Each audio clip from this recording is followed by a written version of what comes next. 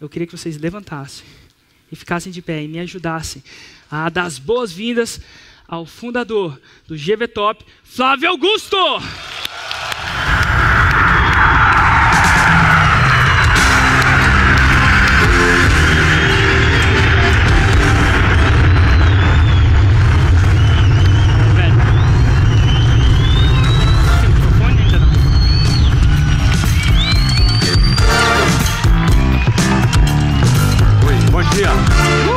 Como vai? Tudo bem? Flávio, antes da gente começar... Obrigado pelo convite, Érico. É um privilégio. Tem uma pessoa de tal calibre, de tal presença. Eu não sei se já ficaram perto dele, só a presença já é uma energia fantástica. Eu queria passar um vídeo. Que fala um pouco. Nasceu numa família de classe média baixa, na periferia do Rio de Janeiro. E tem o típico perfil de uma pessoa inquieta. Aos 4 anos de idade, foi expulso do jardim de infância por chutar frequentemente a perna da professora ao obrigá-lo a seguir uma rotina com a qual não concordava.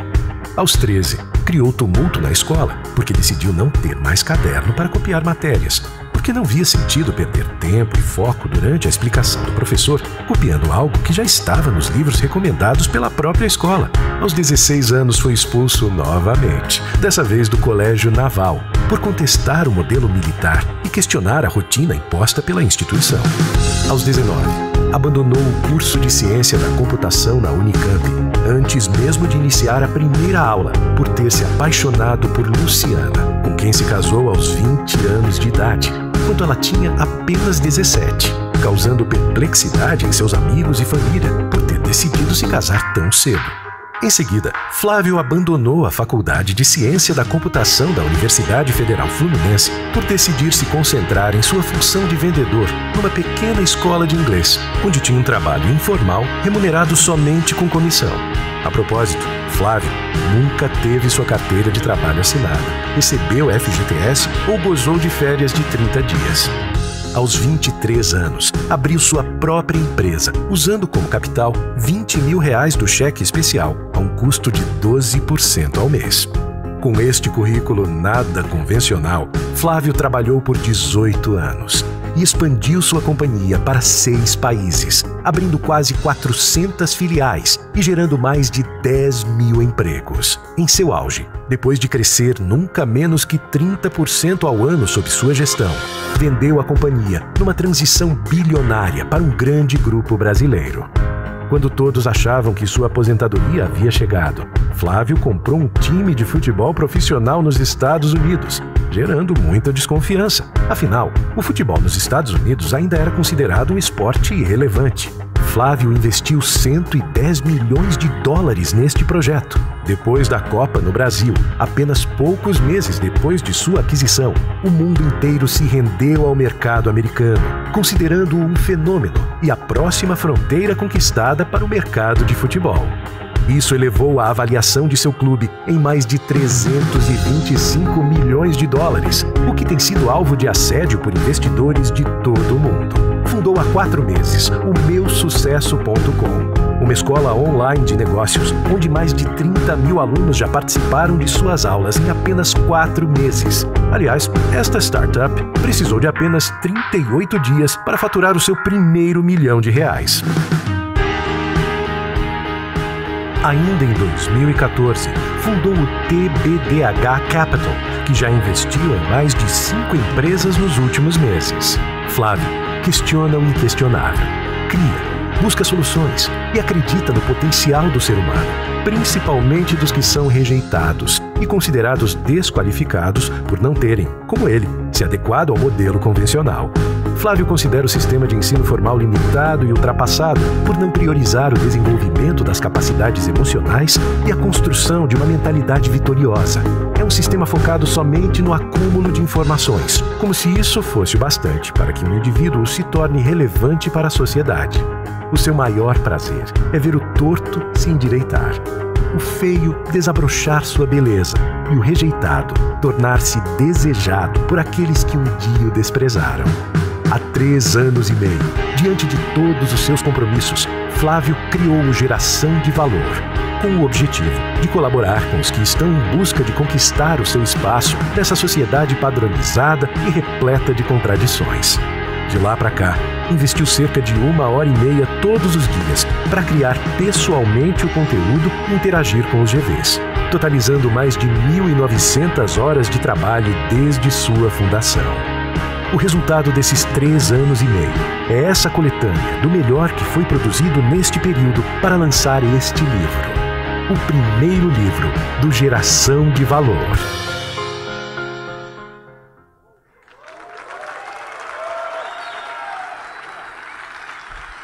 Obrigado pela apresentação. Bom, muito bem. Eu certamente estou falando com um grupo de pessoas que estão bem acima da média, que estão em busca de realizarem os seus projetos, estão em busca de realizarem aquilo que idealizaram, aquilo que acreditam, muitas vezes contra a vontade de outras pessoas ou contra o apoio de outras pessoas, mas que em algum momento decidiu apostar que é capaz de realizar o seu próprio projeto e quer desbravar, como um empreendedor, uma oportunidade de construir a sua própria história. Como esse texto do vídeo retratou bem, nós vivemos numa sociedade padronizada. E qualquer iniciativa, qualquer tentativa de sair do padrão, onde grande parte das pessoas são catequizadas a seguirem esse padrão, ela nunca é uma iniciativa que vai ser bem vista ou muitas vezes apoiada por muitas pessoas. Justamente porque qualquer iniciativa que saia de um determinado padrão, ela é vista com certa estranheza, muitas vezes como muito boa para ser verdade, e por aí vai. No fundo, a pessoa ela entra no ensino fundamental, ela passa ali a primeira, segunda, terceira, quarta série, depois a quinta, sexta, sétima, oitava, depois o ensino médio. São praticamente 11 anos para que depois ela vá para uma universidade, em seguida ela arrume um estágio, ela tem um emprego, e ela eventualmente compra um apartamento, uma casa financiada por 30 anos, onde ela vai passar o resto da vida naquele bairro, naquele local, onde ela cria raízes, e elas entendem que a vida é simplesmente isso. É claro, é óbvio que é muito importante que as empresas privadas tenham profissionais, funcionários competentes, é muito importante que as empresas públicas tenham funcionários competentes, isso é muito importante. No entanto, o sistema todo ele conduz apenas para essa alternativa. E, na realidade, não existe apenas essa alternativa. Não é? Uma pessoa, um jovem, ele pode ser um músico, e ter um músico de sucesso, e ser realizado como músico. Ele pode ser artista, um artista plástico. Ele pode ser um bailarino. Ele pode ser um sacerdote. Ele pode ser um político. Ele pode ser um atleta. Ele pode ser um empreendedor. Não é? Ou seja, as alternativas dentro da sociedade são muitas. No entanto, qualquer iniciativa individual que saia desse modelo padronizado, ele vai ser, num primeiro momento, muito questionado. Não é?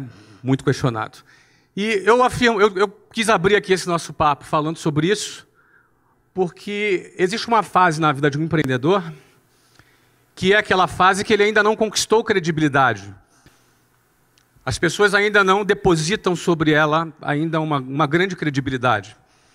Então, essa iniciativa de sair do padrão, ela vai ser sempre criticada. Ela vai ser sempre, muitas vezes, até vítima de chacota. Mas o que acontece depois que vem os resultados? Na opinião de vocês. Esse mesmo cara desestruturado, esse mesmo cara, essa mesma pessoa criticada, essa mesma pessoa que foi vítima de bullying, de chacota, essa mesma pessoa recebe os famosos tapinhas nas costas, os parabéns, e aquelas mesmas pessoas que criticaram serão as mesmas pessoas que vão chamar aquele desajustado de visionário, de gênio, o cara. No fundo, Essa mesma sociedade que é padronizada é a mesma sociedade que se comporta com essa mesma hipocrisia. Porque, no fundo, as pessoas vão estar sendo valorizadas por aquilo que ela tem, pela quantidade de dígitos que ela representa. No fundo, ela vai ser valorizada pela tag dela, pela etiqueta dela, pelo patrimônio que ela representa. Isso significa a hipocrisia da sociedade que nós vivemos. Porque eu passei a grande parte da minha vida morando na periferia do Rio de Janeiro. E era muito comum, na minha rotina, eu gastar 4 horas e meia por dia para ir e voltar para minha casa. Desde a época que eu estudava, longe de casa, desde quando eu comecei a trabalhar numa escola de inglês. Então eu gastava 4 horas e meia por dia como uma sardinha em lata dentro de um transporte público. Seja um ônibus, um trem, eu pegava muito ônibus e trem. Não é? E esse público que frequenta os transportes públicos no Rio de Janeiro é visto com preconceito, gente desqualificada, uma massa sem perspectiva. Não é? No fundo, quando, da mesma maneira que, num determinado momento, para ter um talão de cheque no banco, eu quase que me ajoelhava para pedir para um gerente do banco, quase que pedia, pelo amor de Deus, me dê um talão de cheque, não é? Os mesmos bancos hoje me procuram para me pagar almoço. Antes eu não tinha dinheiro nem para pagar almoço. Não é? Hoje eles me procuram para pagar almoço. Não é? Então, é importante entender que é desse jeito que funciona, é dessa maneira que é. Você não é nenhum coitado se você está sendo desacreditado, se você está sendo uma pessoa que não está sendo incentivada, que não está recebendo eventualmente algum apoio. Não é? É desse jeito que funciona. Quando nós entendemos que é dessa forma que funciona, é dessa maneira que o jogo funciona na sociedade, nós temos um projeto em mente, nós temos um propósito em mente, e entender que é desse jeito que funciona, entender que é dessa maneira mesmo que a sociedade se comporta, te dá força para atravessar o momento do início quando você ainda não conquistou a sua credibilidade. Só que no dia que você vencer e que todo mundo puxar o seu saco, e que no dia em que as pessoas passarem a te dar valor, não é que o teu valor aumentou. O meu valor é exatamente o mesmo de hoje do que quando eu estava dentro de um ônibus lotado, dentro de um trem lotado. Quando o trem dava pau, não sei como é que fala aqui em São Paulo, lá no Rio a gente falava que o trem avariava. É assim que fala aqui também? Eu não sei. O trem dava pau entre uma estação e a outra, e a 40 graus do Rio de Janeiro, a gente tinha que todo mundo pular do trem e andar pelos trilhos. Você tem noção que é caminhar em cima daquelas pedras? Se está 40 graus, deve estar uns 50 graus naquelas pedras. Você caminhava 10 minutos para chegar na próxima estação. Então o meu valor é o mesmo. O teu valor hoje é exatamente o mesmo do que o dia que você conquistar alguma notoriedade. A diferença é que a sociedade vai perceber o seu valor de uma outra maneira. Então o segredo é você não se iludir com o que a sociedade hipócrita pensa a seu respeito. Nem quando você está em baixa e nem quando você está em alta. Quando você está em baixa, você não é esse cara desqualificado, ou esse cara desprezível, ou esse favelado da periferia, ou essa pessoa que ainda não conquistou nada. Isso não é verdade. Da mesma maneira que não é verdade, que se um dia você conquista a sua notoriedade, você é o cara. Você também não é o cara. Muita gente não consegue conviver ainda com esse período em que ainda não conquistou a sua credibilidade, e muita gente, quando conquista o primeiro sucesso na vida, o cara já se sente que é o cara. O cara já se sente a última Coca-Cola do deserto. E aí, ele se perde. Muita gente se perde na hora que tem um primeiro sucesso e depois não consegue avançar. Mas o mais importante que eu queria começar aqui dizendo, porque assim, eu não estava planejando dizer isso, eu tenho uma outra apresentação aqui, mas quando eu vi esse vídeo aqui, não é que... Pô, cara, que apresentação, não é? Quando eu vi esse vídeo aqui, eu me vejo forçado a te dizer que eu não sou o cara. Quero dizer isso para você, que eu não sou o cara. E eu quero dizer também para você que você também não é o que muita gente está tentando te convencer o que você é. E quando você entende quem é você e qual é o seu valor, na hora de você iniciar seu projeto, na hora que você tem que estar muito determinado, na hora que você tem que estar muito focado para fazer as coisas darem certo, porque não é fácil, é mentira quem vai te dizer que é fácil. Se alguém disser que é fácil, é mentira, seja quem for. Se eu disser que é fácil, é mentira. Mas o cara que disser que é impossível, esse cara é um sabotador de sonhos. Não é verdade, é possível. Não é fácil, mas é possível. E isso é mais do que o suficiente para quem quer fazer acontecer. Isso é mais do que o suficiente. Saber que é possível, é 1 em 1 milhão, não me interessa. Isso é mais do que o suficiente para alguém que está determinado em construir a sua história e fazer diferença, perseguir, perseverar em busca do seu objetivo. Isso é mais do que o suficiente. Então, nada disso estava programado. Eu queria fazer apenas essa introdução para falar um pouco aqui da minha trajetória, um pouco muito do que está naquele vídeo, sob o ponto de vista do que eu entendo serem os 3 pilares fundamentais para o empreendedorismo. Esses 3 pilares fundamentais, que eu vou falar com vocês aqui, sobre o que é o básico do empreendedorismo, seja qual for a atividade que a pessoa que ela vai trabalhar, não é? Se é uma atividade voltada para empreendedorismo, esses são os 3 pilares básicos.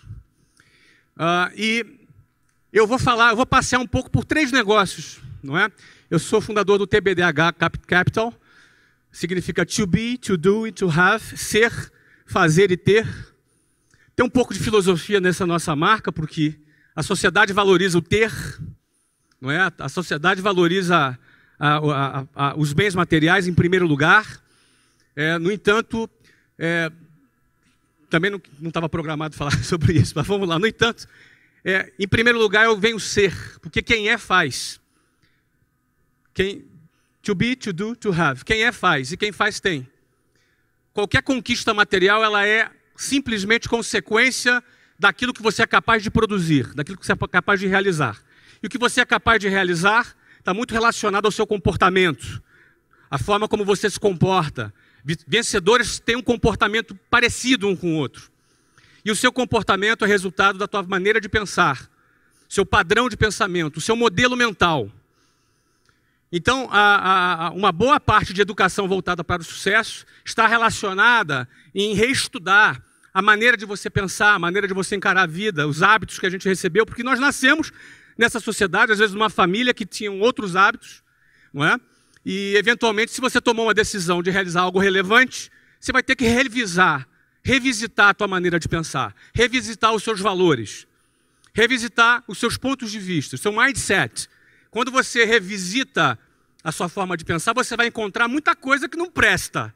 E tu vai encontrar muita coisa boa. E é importante encontrar, pô, isso aqui não está legal, isso aqui não é pensamento de vitorioso, isso aqui é pensamento de perdedor. Vocês concordam que existe pensamentos de vitória e pensamentos de derrota? Vocês concordam comigo? Então, você vai ter que revisitar os seus valores, você vai ter que revisitar os seus conceitos, e isso vai alterar o seu comportamento. Se você muda teu ponto de vista sobre determinado ponto, você também, por consequência, vai mudar o seu comportamento sobre esse assunto. Quando você muda o seu comportamento, você vai encarar as adversidades de uma outra maneira. E a sua chance de alcançar maiores resultados aumenta significativamente. Então, isso é o que está ali na nossa marca. To be, to do e to have. Em primeiro lugar, o ser. Quem trabalha para ter, pode até ter alguma coisa, mas vai ter pouco.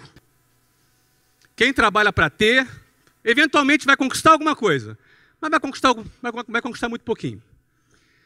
Agora, quem é, faz. E quem faz, por consequência, tem. E o valor dele não está naquilo que ele tem. É um pobre miserável, alguém que acha que o seu valor está ligado naquilo que tem. É um forte candidato, no final da sua vida ou no meio dela, a precisar tomar muitos antidepressivos para poder estar bem. É um forte candidato. É um coitado, o cara que acha que o seu valor está naquilo que ele tem.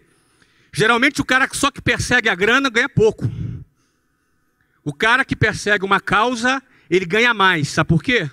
Porque na hora do aperto, na hora que o bicho pega, na hora da adversidade, na hora da dificuldade, e ela vem, a hora da dificuldade ela acontece. A caminhada do empreendedor não é uma caminhada de um funcionário público que tem o seu salário todo dia lá no 5º dia útil. Na hora da dificuldade, o cara só vai além se ele tiver uma causa pela qual ele acredita e ele luta. Pela grana, você ganha teu primeiro milhão, você não tem mais motivo para sair de casa. Eu fiz meu primeiro milhão com 23 anos de idade. Foi no primeiro ano que eu abri a minha primeira empresa. Com 24 anos de idade, talvez eu já não precisasse trabalhar na minha vida. E certamente você deve fazer a ideia que eu não estou aqui para vender livro, né? Eu vou vender um monte de livro. Não sei se vocês já avisaram para vocês aqui, né? Vou vender um monte de livro, né? Alguns de vocês vão comprar. Se não, quase todos.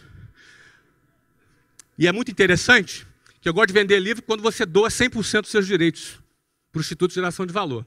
Aí você vende livro com mais pegada, né? A pegada para você vender quando você tem uma causa é outra. A pegada para tu vender quando você está envolvido num propósito é outra. Você não precisa de subterfúgio, você entendeu? Você vende e, cara, aí tá todo mundo batendo palma ainda, porque você vende, ó, bate palma aí, vai lá. Viu? Essa é a diferença quando o teu olho está na grana e quando o teu olho está numa causa. Essa é a diferença. Pouca gente entende isso. Por isso que o Brasil só tem 124 bilionários. Pouca gente entende isso. Bom, eu quero falar sobre visão, coragem e competência. Não tem imagem mais clichê do que a da águia. Não tem. Mas eu escolhi ela porque também não tem uma outra que vai representar essas 3 coisas que eu quero falar. Visão, coragem e competência, na minha avaliação, são os 3 pilares do empreendedorismo. Para você vencer como empreendedor, você não vai precisar só de visão, coragem e competência, não. Você vai precisar de, talvez, dependendo da sua área, dependendo do seu setor, você vai precisar de outras coisas também. Alguém? Ah, tem água aqui. Você vai precisar de outras coisas também. Agora, visão, coragem e competência. Se você não tiver uma dessas 3 coisas, não é possível você ser bem-sucedido como empreendedor. Dependendo da área, vai ter um fator técnico muito grande, fator político, talvez, dependendo do setor. Mas, certamente, visão, coragem e competência são o que eu chamo dos 3 elementos básicos do empreendedorismo. O que é a visão? Visão é sonhar acordado. Tá? Visão é uma imagem que o seu cérebro cria, que você projeta, onde você está enxergando, você passa a identificar uma oportunidade, você passa a identificar alguma coisa que ninguém percebeu ainda, mas que você enxerga que daqui a pouco vão perceber. E que quando perceberem, não só você percebeu primeiro, quanto você já está na frente. Isso é visão. Visão é enxergar a tendência antes que ela se concretize. É muito comum aquela frase: eu não sou nem otimista e nem pessimista. Eu sou realista. Falei igual carioca agora, né? É muito comum essa frase. Quem já ouviu essa frase aí? Pois é. Os realistas são muito importantes. Não é? São muito importantes para a sociedade. Porque são eles que compram os nossos produtos. Os otimistas, às vezes eles são meio estrambelhados, assim, sabe? Às vezes eles saem muito à frente. Não é ruim ser otimista, não, mas só ser otimista não é suficiente. Bom, o pessimista eu não vou nem comentar. Mas o melhor de tudo é ser visionário. Visionário é quando você se posiciona e você vai questionar. O cara que enxerga é o cara que questiona. O cara que não questiona é o cara que aceita, segue a boiada, simplesmente, segue o fluxo. Ele aceita, ele não questiona, ele copia a matéria mesmo estando num livro. Não se ofenda se você copiava a matéria. É um exemplo só. Ele faz uma coisa porque todo mundo faz. Não, eu copio porque eu fixo melhor. Tá bom. Aí o que acontece? Ele faz porque todo mundo faz, ele não questiona. Agora, quando você questiona, você corre risco de ser expulso da escola. É verdade. Mas quando você questiona, você também se coloca numa posição de enxergar alguma coisa que não tem ninguém trabalhando para enxergar. Você vai começar a enxergar aquilo que ninguém vê. Certo? Então a visão é fundamental. Então, por exemplo, já comprou o livro, parabéns. Tá, mas... Bom, e aí o que acontece? Comprou 5 ou 1 só? Bom, o que acontece? A visão, ela é importante. Agora, o cara enxergou a oportunidade. O cara enxergou assim, pô, cara, a internet chegou, tem mais de 100 milhões de consumidores no Brasil de internet, uma oportunidade incrível para se realizar negócios na internet. Ninguém percebeu ainda. O varejo ainda trabalha com altos custos operacionais. Eu tenho a possibilidade de desenvolver uma metodologia para vender o meu produto. Bom, ele tem que ter essa visão, concorda?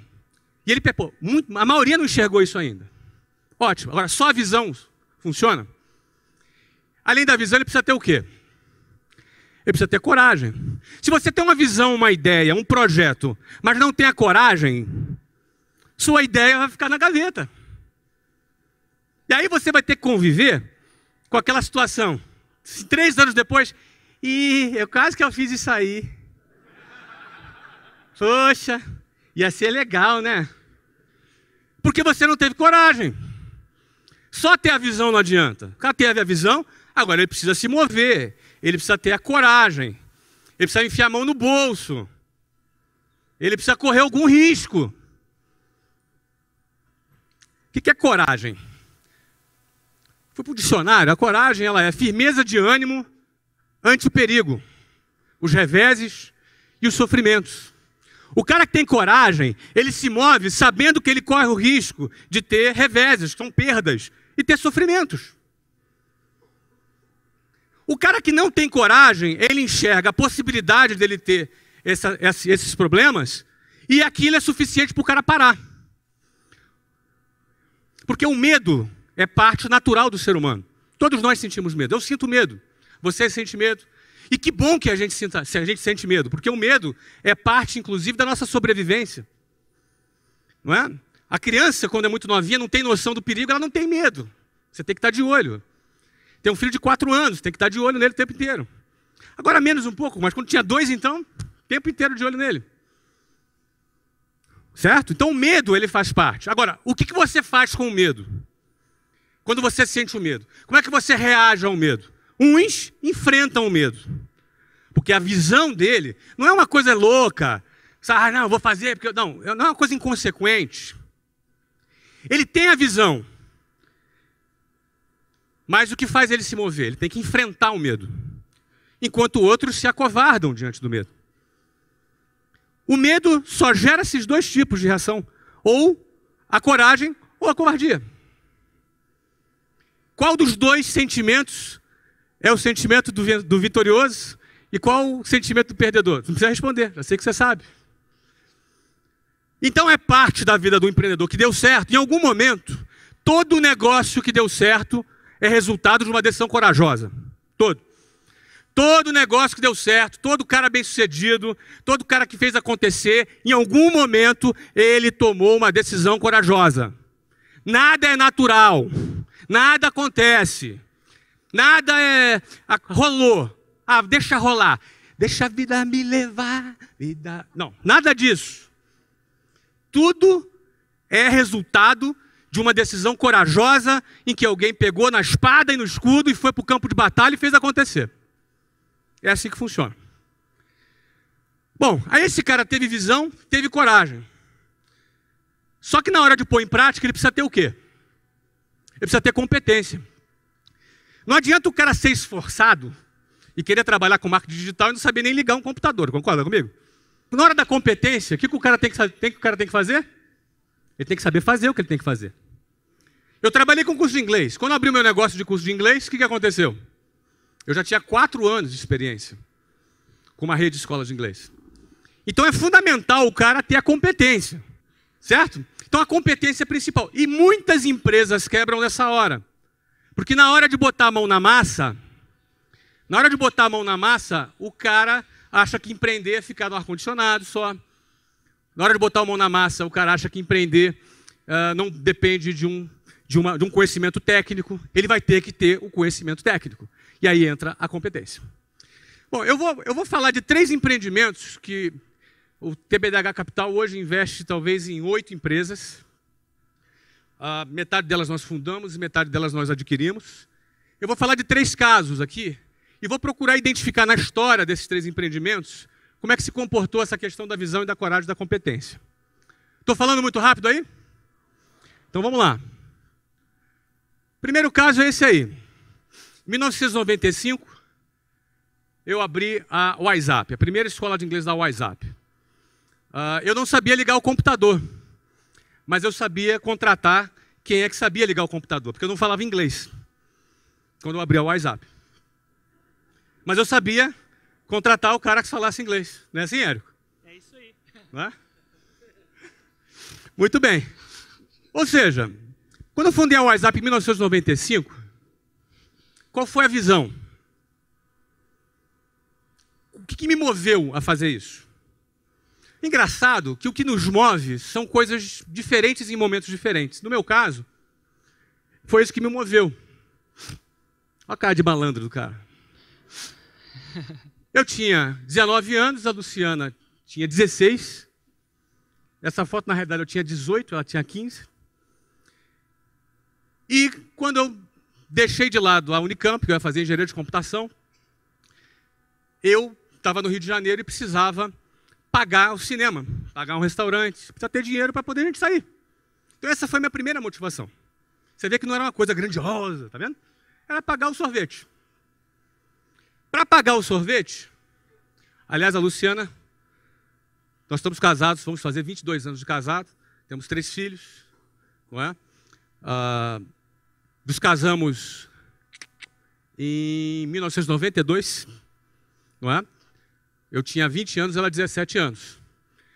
Mas quando eu fui trabalhar na WhatsApp, o emprego que eu tive lá era um emprego de vendedor, sem carteira assinada, sem nada. O que eu vendia eu ganhava comissão, o que eu não vendia eu não ganhava nada. E esse aqui era o meu escritório. Ó. Nós trabalhávamos em telefone público. Então eu chegava às 8 horas da manhã, tinha uma reunião, que a gente tinha que prestar conta das vendas do dia anterior, e a gente saía para o orelhão, para o telefone público, vocês ficaram de castigo, né? A gente saía para o telefone público, porque no telefone público era de lá que a gente fazia contato com os nossos clientes. Naquela ocasião, o telefone custava, acho que, $3.000 um telefone. Cada linha. Você denuncia a tua idade agora, hein, meu amigo? Tá, você é da minha época, né? Tá certo. Os mais jovens não sabem o que é isso. Mas naquela época, como nosso amigo veterano aqui falou, é a época que a gente usava ficha telefônica. Quem usou ficha telefônica? Ninguém vai levantar. Ah, levantou! Tá bom. Ficha telefônica. Então eu tinha uma técnica.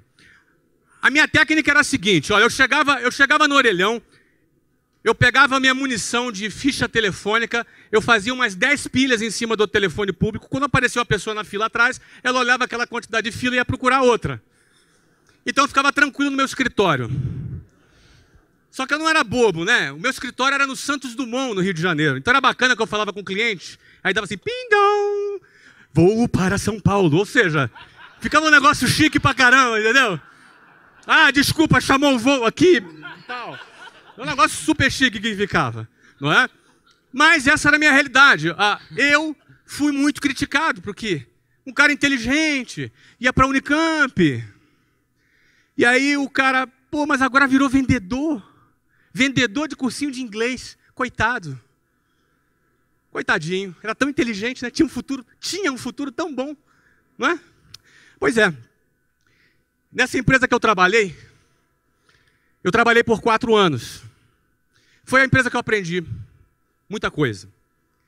Onde eu tenho muita gratidão, aprendi muita coisa, conheci pessoas fantásticas e conheci um processo de venda.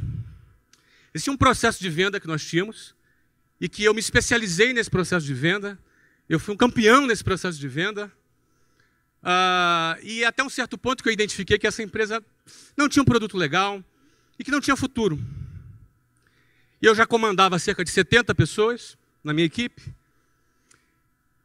E comecei a me sentir mal, porque sabia que aquela empresa já não tinha um futuro eu estava ali com pessoas que confiavam na minha liderança e que eu já não estava 100% confiando no futuro da empresa, embora eu ganhasse bem. Eu ganhava bem. Para 22 anos de idade, eu ganhava uns $7.000 por mês. Isso, para a minha realidade, era muita coisa. Isso em 1994. Isso era muito dinheiro naquela época.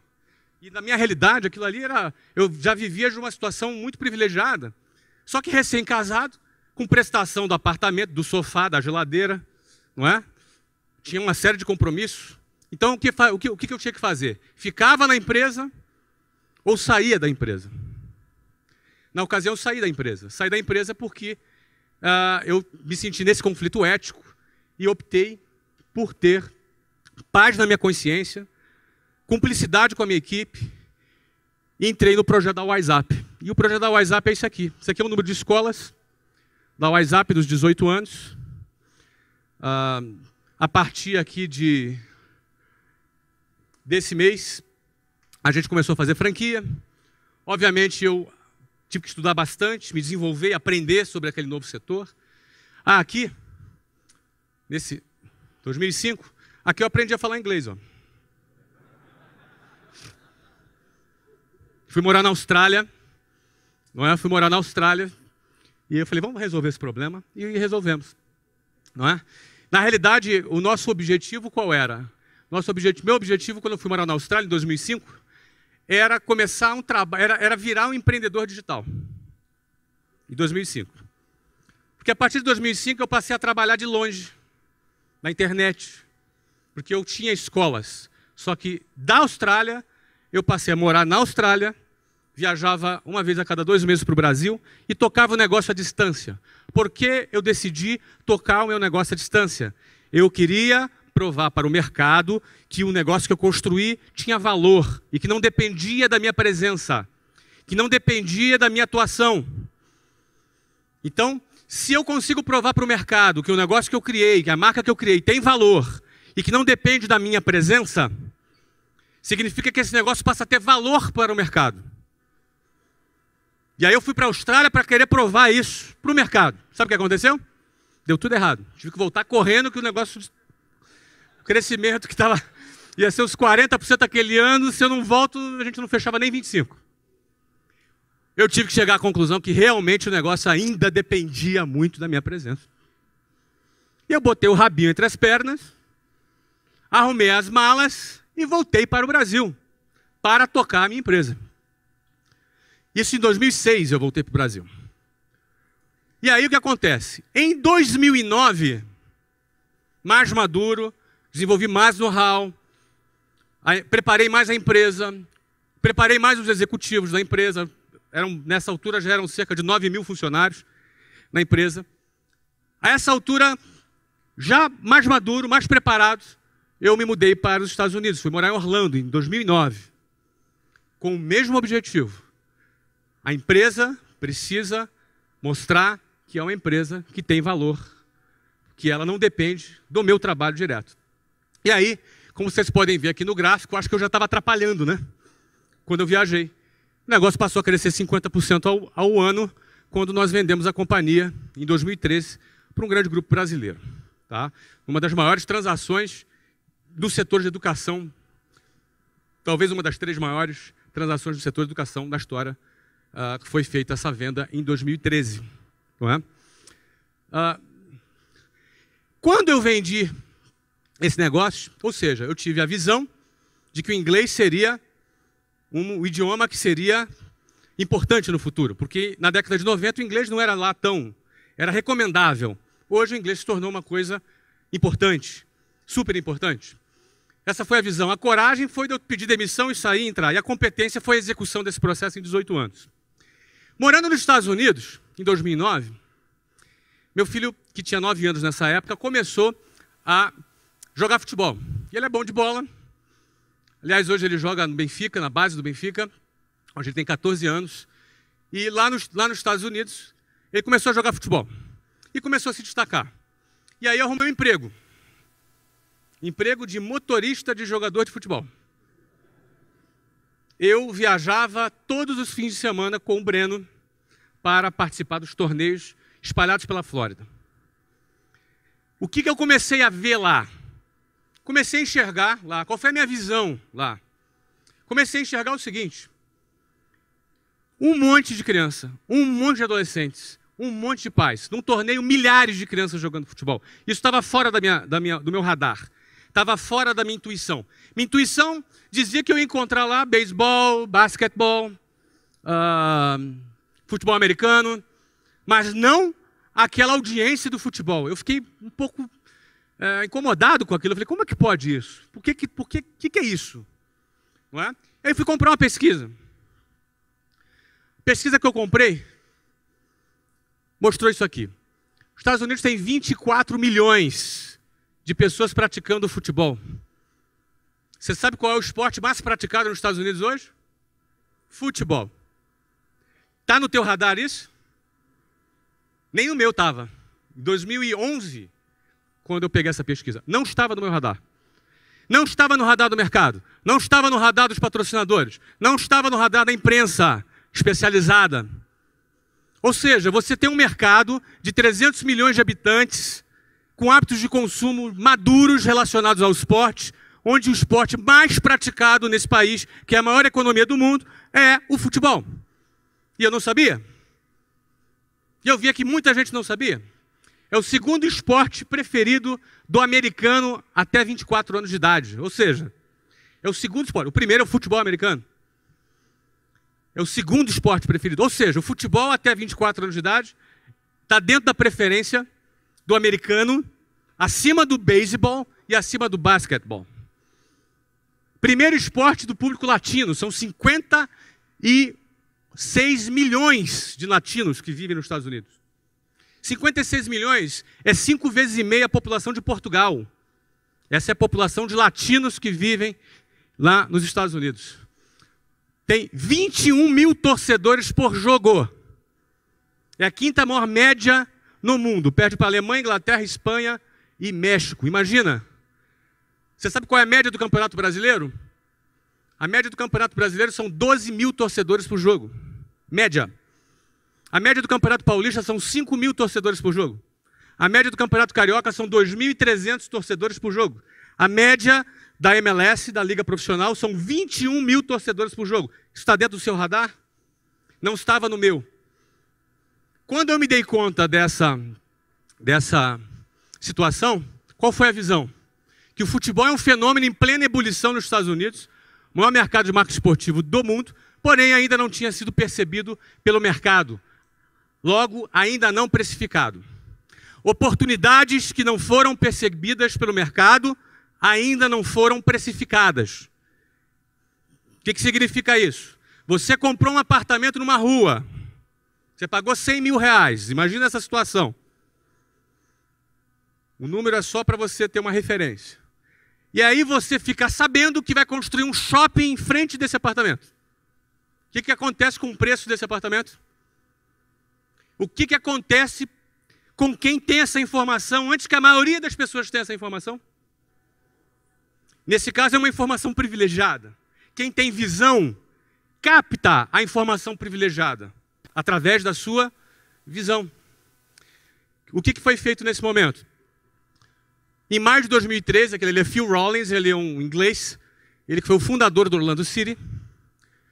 Eu comprei o Orlando City por 110 milhões de dólares. Esse investimento inclui a construção de um estádio. Naquele momento, eu ouvi um dos adjetivos que eu mais gosto de ouvir. Qual é? Ei, cara. Poxa, se faz muito tempo que não te chamo de louco, provavelmente você está errando em alguma coisa.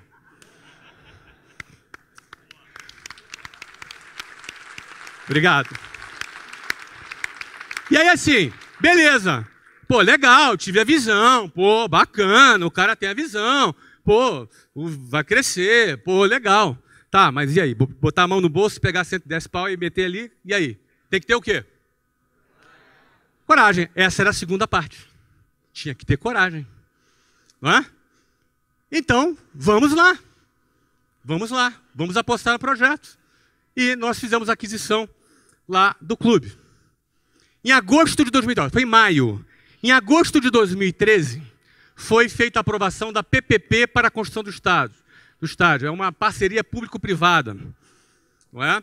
A minha compra do Orlando City estava condicionada à aprovação da construção do estádio, no qual eu investiria um dinheiro importante, mas a indústria do turismo dos Estados Unidos teria que financiar outra parte do estádio, porque nós vamos levar turismo para Orlando, turismo para os parques, para os hotéis.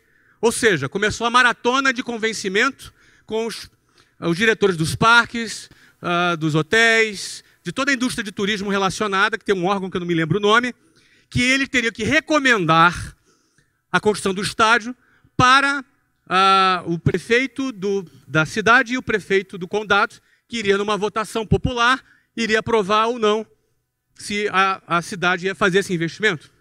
Ou seja, eu ia bancar mais de metade do preço do estádio. A indústria do turismo, que seria beneficiada pelo projeto, além da geração de empregos, ia bancar a outra metade do estádio com dinheiro. Sabe aquele dinheiro que você paga no hotel, aquele FII, quando você paga na diária? É esse dinheiro. Não é dinheiro de imposto, de contribuinte, é dinheiro do turista, que é destinado à construção de arenas. Não é? E em agosto de 2013, houve a aprovação da construção do nosso estádio. Um estádio de orçamento de 110 milhões de dólares, curiosamente o mesmo valor, não é? Ou seja, o investimento total do Orlando City é de 220 milhões de dólares, entre estádio e clube. Não é? O meu investimento na compra do clube e na parcela de investimento do estádio foi desses 110. Houve aprovação, ou seja, check. Significa dizer que a primeira condição para que valesse o contrato, que você assina um MOU, não sei se vocês estão familiarizados, é uma carta de intenção. Não é? Eu assinei a compra, condicionada à aprovação do estádio e a nossa entrada na MLS.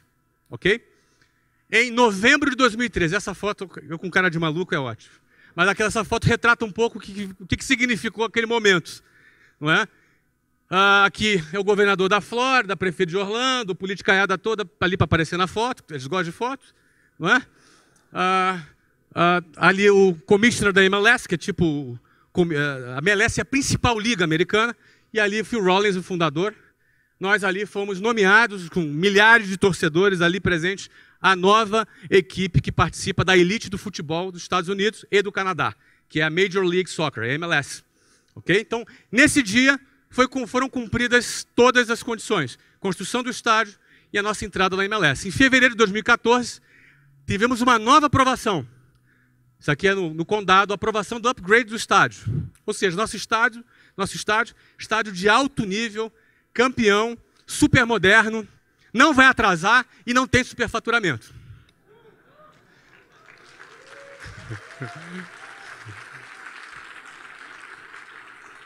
Em julho de 2014, duas coisas aconteceram. Primeira, contratamos o Kaká, assinamos com o Kaká. Eu já trabalhava com o Kaká já uns 2 anos na empresa que eu trabalhava. Não é? A gente já estava conversando já há um tempo. Nós anunciamos publicamente a contratação do Kaká. Quem é tricolor aqui? São Paulino? Então, emprestamos o Kaká para o São Paulo, que está na Libertadores, não é? É isso aí. Parabéns aos São Paulinos presentes. Kaká está cumprindo, acho que agora o último jogo dele é domingo, né? É isso aí. Bom, julho agora, então em julho na Copa, anunciamos o Kaká. E no anúncio do Kaká, olha aí, pasmem, quase 12 mil americanos na rua gritando Kaká. Está dentro do seu radar isso? Quase 12 mil americanos nas ruas. O Kaká é o atleta mais seguido nas redes sociais da América hoje. Mais que Michael Jordan, mais que LeBron James, enfim, mais que esses grandes nomes do esporte. Kaká tem um potencial de ser uma das maiores celebridades dos Estados Unidos nos próximos 3 anos. Então ele é um cara de visão. Muita gente chamou ele de louco, o que é bom sinal. O que é bom sinal. Muito bem. Em setembro de 2014, o que acontece? Nosso contrato de direito de transmissão, se vocês entenderem, futebol é direito de transmissão. A principal receita de clube de futebol é direito de transmissão de TV. Tá? Há 4 anos atrás, a MLS pagava para a MLS passar os seus jogos. Há 4 anos atrás, foi fechado um contrato de 68 milhões de dólares. Pouco. Porém, melhor do que pagar, não é? Esse contrato vence agora, em 31 de dezembro de 2014. Já foi renovado. O próximo contrato, cuja vigência começa agora em 2015, já foi assinado no valor de 1,1 bilhão de dólares. Isso depois do que a gente já tinha entrado, né? Entramos na hora certa ou não? Hoje o valor do clube foi avaliado por um private equity americano, é de 325 milhões de dólares, sem a gente ter chutado a bola ainda, porque a gente estreia em março de 2015. Tá?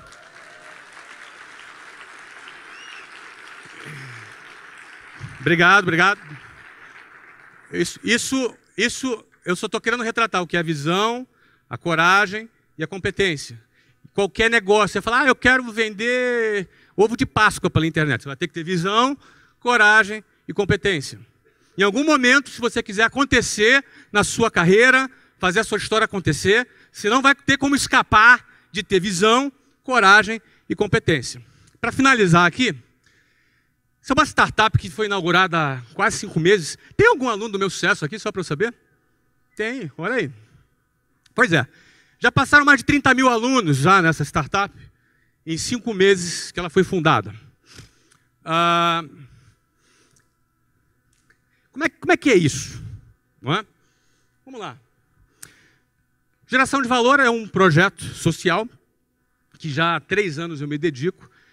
Eu já gastei 1.900 horas nesse projeto, produzindo conteúdo, escrevendo, produzindo vídeos. Não é? É um projeto que eu respeito muito. É um projeto que eu trato com muito carinho. Acho que um dia só, em 3 anos e meio, eu não postei alguma coisa no Geração de Valor. Tomei um monte de bronca. Não é? Os caras me dão bronca, você ganha um monte de chefe. Tem 2.330 e poucos mil chefes lá. Não é? Então, é um projeto que tem um alcance médio de 10 milhões de pessoas por semana. Eu falo com 10 milhões de pessoas por semana. 10 milhões de pessoas por semana leem o que eu escrevo, o que eu gravo, o que eu falo. Não é? Então, realmente é um projeto que atinge um tamanho que para mim é inimaginável. Eu não imaginava, é um negócio gigante. Isso é só mais uma evidência do potencial da internet. Uma evidência da força da internet, das redes sociais e a quantidade de oportunidades que estão aí voando. No caso, isso aqui é um projeto social. E assim eu o mantenho. Não é? Por isso que eu escrevi o livro do GV, eu doei 100%, porque eu não quero ganhar dinheiro disso aqui. Isso aqui é uma coisa que eu não vou ganhar dinheiro. Por mais que eu seja tentado. Né? Não vou ganhar dinheiro nisso, não quero. Agora, é óbvio, o resultado do sucesso de Geração de Valor, de certa forma, validou uma série de coisas a meu respeito. E de uma maneira, mesmo que eu não estivesse esperando, eu não sei, esse período foi um dos períodos que eu mais ganhei dinheiro. Por isso que eu falo. Não é? Geralmente o cara que trabalha para ganhar dinheiro, geralmente se ganhar, vai ganhar pouco. E se o cara trabalha por uma causa, ele vai chegar mais longe. Trabalhar por uma causa, trabalhando por uma causa, você vai chegar mais longe. Tá? Então, Geração de Valor é uma causa que eu abracei. Tendo contato com essa turma aí, e eu vi aqui que vários aqui são seguidores da página, tendo contato com essa turma, eu comecei a detectar algumas questões, que entrou a minha visão. Não é? Primeiro, as pessoas ficavam motivadas com o que eu falava, mas muitas não sabiam o que fazer. Então, talvez 1 ou 2% das pessoas conseguiam pegar o limão que eu distribuía e fazer uma limonada com aquele limão. Talvez 30%, 40% pegava aquele limão, ficava com aquele limão na mão e falava assim, e agora? O que eu faço? Não é? Num primeiro momento eu fiquei um pouco frustrado. Falei, será que o que eu estou fazendo vale a pena? Será que eu estou perdendo tempo? Mas rapidinho eu já cheguei à conclusão que se uma única pessoa for inspirada, se uma única pessoa for encorajada, já é suficiente para valer a pena 1h30 que eu dedico voluntariamente para esse projeto todos os dias. Então já me resolvi. Tá, mas e o que fazer com aqueles outros 30% e 40% de pessoas que depositam a sua confiança na minha liderança, de alguma maneira, num conteúdo que eu produzo? O que fazer? Bom, para resolver esse problema, a gente tem que criar uma empresa. É uma coisa profissional, que vai realizar um trabalho profissional para atender essas pessoas. Então, o sistema de ensino formal é ineficiente. Essa é a visão. E com essa visão, o que nós vamos fazer? Nós criamos uma plataforma que ajuda a pessoa a empreender. Como é que nós trabalhamos isso? Nós entendemos que os melhores professores para ensinar alguém a empreender é um empreendedor. Alguém que deu certo. Não adianta você ir para uma escola de negócios e ouvir um professor falando teoria. Isso vai te ajudar um pouquinho, porque aquela teoria também é importante. Mas ela não é suficiente. Então, o melhor exemplo e a melhor influência para quem quer empreender é ser influenciado e ensinado por quem empreendeu e deu certo. Esse cara tem autoridade para falar. Esse cara tem legitimidade para falar de sucesso. Ele não fala de sucesso como quem leu num livro. Ele não fala de realizar um projeto como quem escutou alguém falar. Ele viveu. Logo, ele tem legitimidade para falar sobre aquele assunto. A base metodológica do meusucesso.com é assim. Nós pegamos empreendedores de sucesso, grandes empreendedores. Por enquanto, já fizemos 4 estudos de caso. O primeiro foi o meu, foi o cobaia. Não é? Primeiro foi o meu, depois foi o Ari Kozer, que foi o fundador da churrascaria Fogo de Chão. Foi vendida por 800 milhões de reais. O terceiro foi o Geraldo Rufino. O cara foi catador de lixo e tem uma empresa que fatura hoje 50 milhões por ano. É a JR Diesel. O cara simpaticíssimo. O quarto está sendo o Eloy Dávila. Foi garoto de rua, morou na rua e hoje é proprietário da Flytour, que fatura 4 bilhões por ano. Tá? O próximo vou contar aqui, é segredo. Pode contar, Sandro? Não, o Sandro não vai deixar eu contar, não. Posso? Tá, o Sandro deixou eu contar. O Sandro é o CEO. Balança a mão. Quem conhece o Sandro aí? Olha aí. Olha o Sandro ali atrás. O próximo vai ser o... É Shiba, né? Robson Shiba é o fundador da China Box. Não é? Nós vamos contar a história dessa rede que vale bilhões já também. Não é? O que a gente faz? A gente produz um documentário sobre a vida do cara. Então, o que nos interessa? Qual é o padrão mental daquele cara? Como é que ele pensa? Onde ele nasceu? Como é que a mãe dele tratava ele? Como é que era o esquema? Como é que a irmã pensa? O que o vizinho pensa? A gente vai fazer um documentário em formato cinematográfico da vida do cara. A gente vai fazer um documentário sobre a vida dele. E a gente produz aí, acho que... 2 horas, é quase um longa-metragem, não é? De documentário sobre a vida do cara. Depois de produzir o documentário da vida dele, a gente leva ele para o estúdio, onde o Sandro vai entrevistá-lo num talk show. Nesse talk show a gente vai virar o cara do avesso, a gente vai arrancar... O cara não vai escapar das nossas perguntas, entendeu? Não vai escapar, a gente vai perguntar tudo para o cara, tudo aquilo que ele não responderia, ele não tem escapatória. Porque a gente quer saber qual é o padrão mental desse cara que saiu do zero e construiu um negócio bilionário. No meio dessa conversa, nós vamos identificar dificuldades que ele teve, inovações que ele criou. E aí o que nós vamos fazer? Trazemos os melhores professores das escolas de negócio para dar aula técnica sobre aquele assunto. Então, se o cara teve uma dificuldade de fluxo de caixa, por exemplo, nós vamos dar uma aula de finanças com base na experiência prática daquele empreendedor. Ou seja, a gente conecta o inspiracional, porque você se inspira com a história desses caras, o aspiracional, porque você quer chegar lá também, e o técnico. Você precisa também do conhecimento técnico que a gente pode ali oferecer. Não adianta só a boa vontade. Você precisa aprender a vender, você precisa aprender a gerir fluxo de caixa, você precisa saber gerir uma série de questões se você quer construir um negócio. Não é?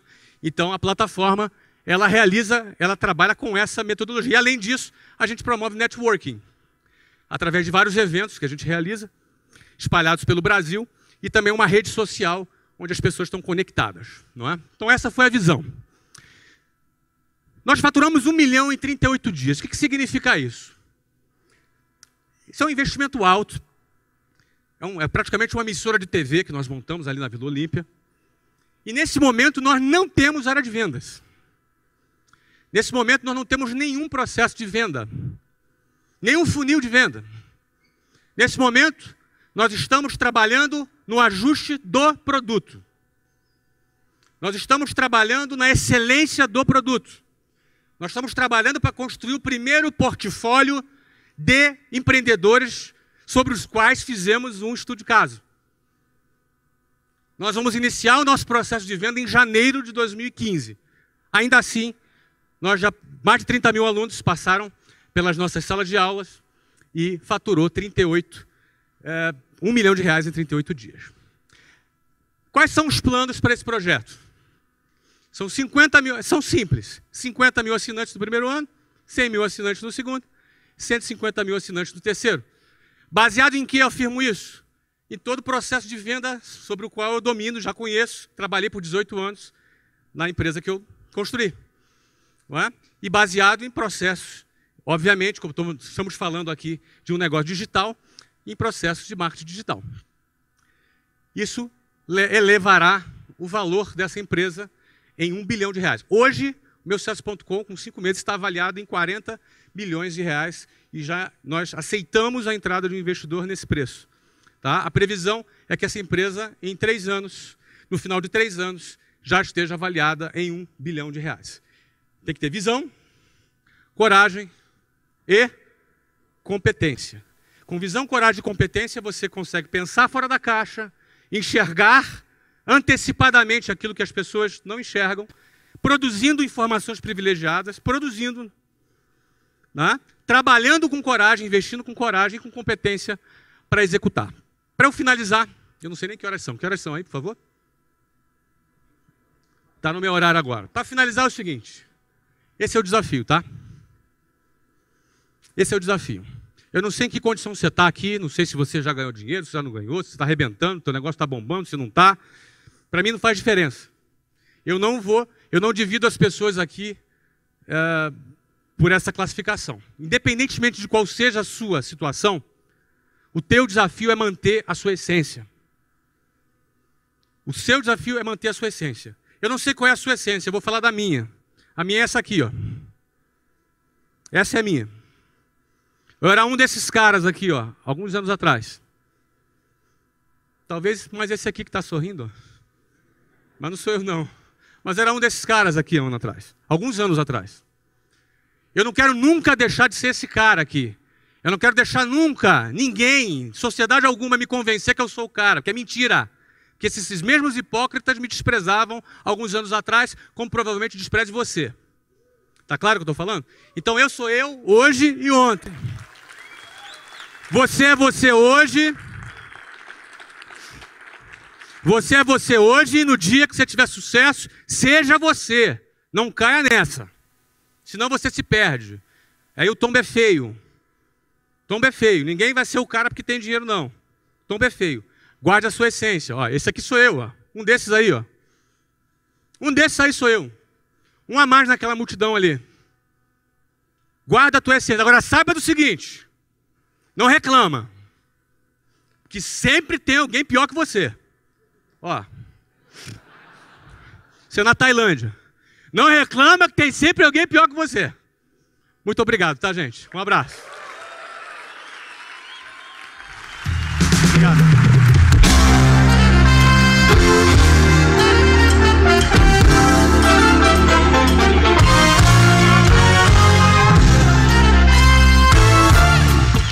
Muito obrigado pelo carinho, gente.